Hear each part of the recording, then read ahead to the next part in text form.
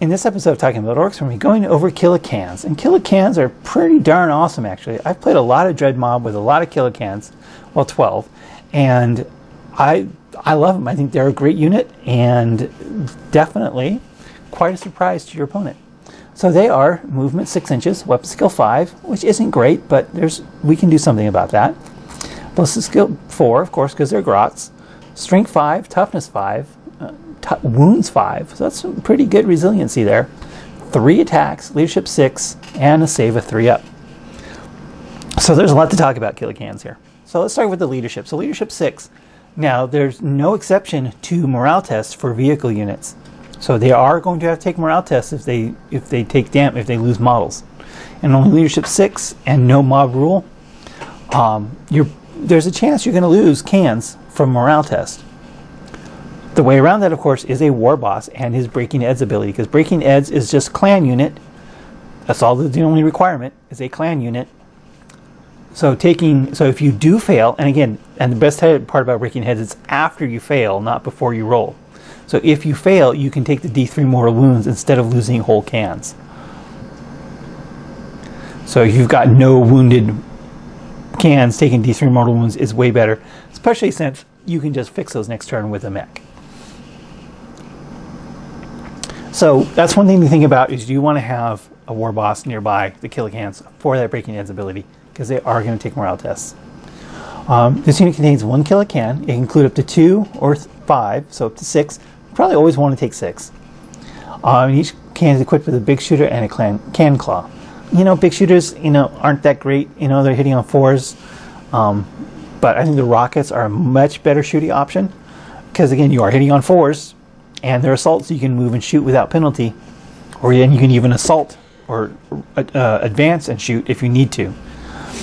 So I think rockets are probably the best weapon option for these guys as far as range goes.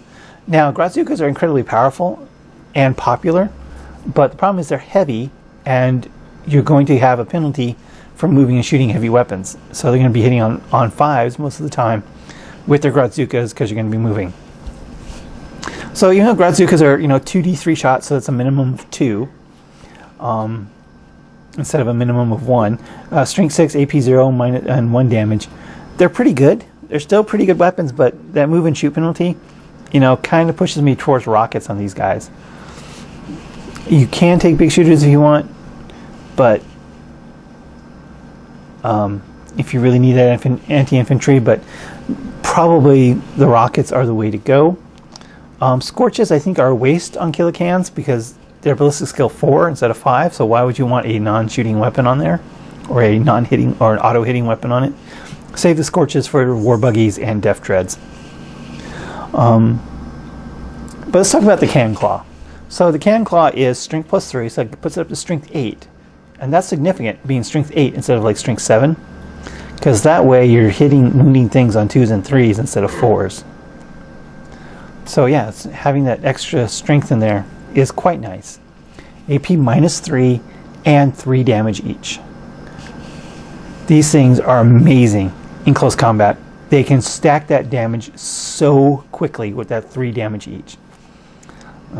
Killa cans have taken down Magnus before because of just the sheer amount of damage they can deal. So what makes them so good at that, even though you're hitting on 5s, 5 up weapon skill, scrag them while unit of cans contains 3 or more models, add 1 to their attack characteristic. So now we're talking 4 attacks each, at 3 damage per attack that hits. That's pretty good. But of course, they need support for this to work out. The most obvious and thing that I would think, and the unit you need to take if you're going to take Killa cans, is Novice War Banner. That +1 to hit, again, the +1 to hit is on any orc unit. Giving these guys +1 to hit is amazing. And you can also, of course, your Def Dreads will now be hitting on 2. Same with the Morkanauts and Gorkanauts if you take those. If you're in the kind of Dread Mob thing going on. Your other walkers will be hitting on 2s. Cans will be hitting on 4s with 4 attacks each. And strength 8, AP minus 3, 3 damage. They will just stack the damage in close combat like crazy. These things are great. And if you want to have even more fun, then you add a weird boy and give them +1 attack. 5 attacks each, hitting on 4s, 3 damage each. These things are just going to wreck big things in close combat. The downside is they don't have Here We Go, so they aren't going to be rerolling charges. That's the one downside to them on that. Other than that, and then of course the Gratsuka is heavy, so you can have a move and shoot penalty. Killa cans are pretty darn good. I mean, a full unit of 6 is going to be 30 wounds to chew through. Give them that 5-up invul save from a KFF nearby. Of course, you got to make sure you have all your models within range. You don't need to have all of each model in range, though. You only have to have a little tiny bit of each model within range of the KFF to get that save.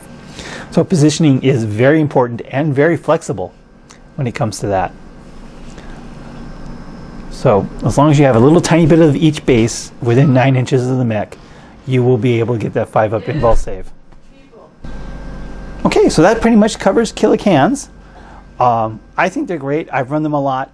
I love Killa cans. So if you've played Killa cans, you played Dread Mob, let me know below what you think.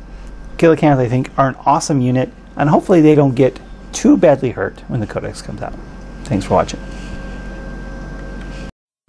Thank you for watching this episode of Talking About Orcs. Please subscribe and hit the bell button for notifications for new Talking About Orcs videos every Wednesday, new battle reports every Friday, and hobby videos whenever I can.